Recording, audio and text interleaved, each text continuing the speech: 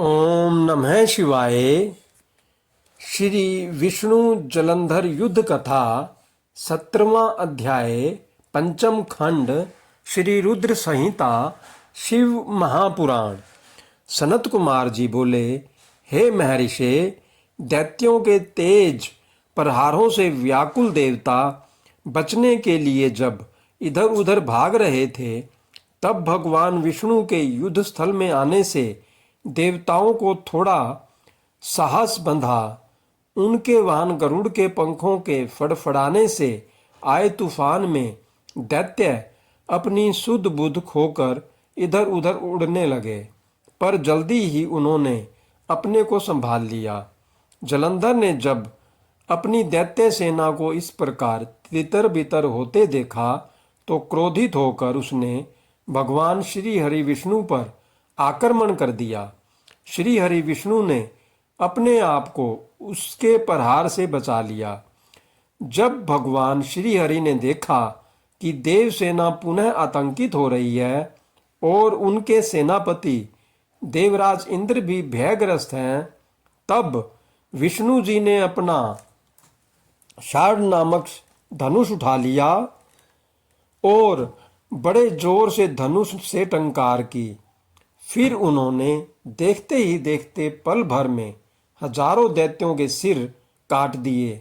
यह देखकर दैत्यराज जलंधर क्रोधावेश में उन पर झपटा।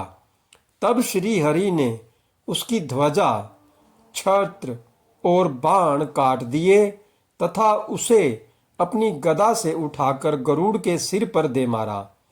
गरुड़ से टकराकर नीचे गिरते ही जलंधर के होठ फड़कने लगे। तब दोनों ही अपने अपने वाहनों से भीषण बाणों की वर्षा करने लगे। विष्णु जी ने जलंधर की गदा अपने बाणों से काट दी, फिर उसे बाणों से बांधना शुरू कर दिया, परंतु जलंधर भी महावीर और पराक्रमी था। वह भी कहाँ मानने वाला था। उसने भी भीषण बाण वर्षा शुरू कर दी और विष्णु जी के धनुष को तोड़ दिया। तब उन्होंने गदा उठा ली और उससे जलंधर पर प्रहार किया, परंतु उसका महादैत्य जलंधर पर कोई असर नहीं हुआ। तब उसने अग्नि के समान धधकते त्रिशूल को विष्णु जी पर छोड़ दिया। उस त्रिशूल से बचने के लिए विष्णु जी ने भगवान शिव का स्मरण करते हुए नंदक त्रिशूल चलाकर जलंधर के वार को काट दिया। तत्पश्चात विष्णु, भगवान और जलंधर दोनों धरती पर कूद पड़े और फिर उनके बीच मल्ल युद्ध होने लगा। जलंधर ने भगवान विष्णु की छाती पर बड़े जोर का मुक्का मारा, तब विष्णु जी ने भी पलटकर उस मुक्के का प्रहार किया। इस प्रकार दोनों में बाहुवी युद्ध होने लगा। उन दोनों के बीच बहुत देर तक युद्ध चलता रहा। दोनों ही वीर और बलशाली थे। न भगवान विष्णु कम थे और न ही जलंधर। सभी देवता और दानव उनके बीच के युद्ध को आश्चर्यचकित होकर देख रहे थे। युद्ध समाप्त न होते देख भगवान विष्णु ने कहा, हे दैत्यराज जलंधर, तुम निश्चय ही महावीर हो। तुम्हारा पराक्रम प्रशंसनीय है। तुम इतने भयानक आयुधों से भी भयभीत नहीं हुए और निरंतर युद्ध कर रहे हो। मैं तुम पर प्रसन्न हूँ। तुम जो चाहे वरदान मांग सकते हो। मैं निश्चय ही तुम्हारी मनोकामना पूरी करूँगा।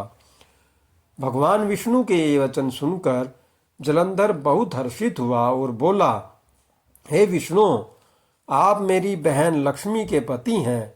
यदि आप मुझ पर प्रसन्न हैं तो अपनी पत्नी और कुटुंब के लोगों से के साथ पधार कर मेरे घर को पवित्र कीजिए।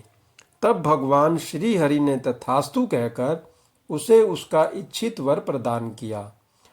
अपने दिए गए वर के अनुसार श्री हरि विष्णु देवी लक्ष्मी व अन्य देवताओं को अपने साथ लेकर जलंधर का आतिथ्य ग्रहण करने के लिए उसके घर पहुँचे। जलंधर उन्हें देखकर बहुत प्रसन्न हुआ और उसने सब देवताओं को बहुत आदर सत्कार किया और उनकी वहीं पर स्थापना कर दी। विष्णु परिवार के स्थापित हो जाने के बाद जलंधर निर्भय होकर श्री विष्णु के अनुग्रह से त्रिभुवन पर शासन करने लगा। उसके राज्य में सभी सुखी थे और धर्म कर्म का पालन करते थे। ओम नमः शिवाय। हर हर महादेव। जय भोलेनाथ। जय शिव शंभू। अपने भक्तों पर कृपा बनाए रखना।